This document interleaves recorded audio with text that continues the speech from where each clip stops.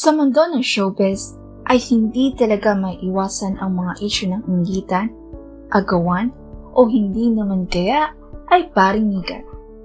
Matatandaan na nagkaroon ng iringan noon ang mga sikat na aktresa sina Marian Rivera Dantes at Heart Evangelista Escudero.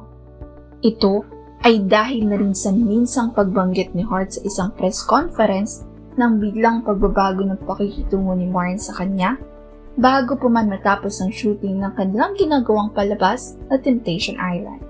Dagdag pa ng sikat na fashion icon ay labis din umano ang kanyang naging takot natapos siyang sunod-sunod na makatanggap ng mga death threats mula sa mga fans ni Marian. Ayon pa kay Heart, ay nagsimula umano ang lahat na mabanggit niya na excited siyang makatrabaho ang asawa ni Marian na si Dingdong Dantes. Kung matatandaan, ay ilang beses na rin nagkaroon ng issue si Marian tungkol sa kanyang pagsiselos sa bawat babaeng nakakatrabaho noon ni Dingdong.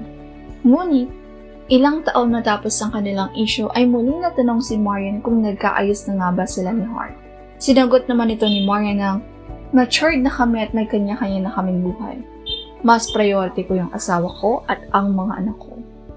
Mas maganda na mag-move on na kami at maging positive sa buhay."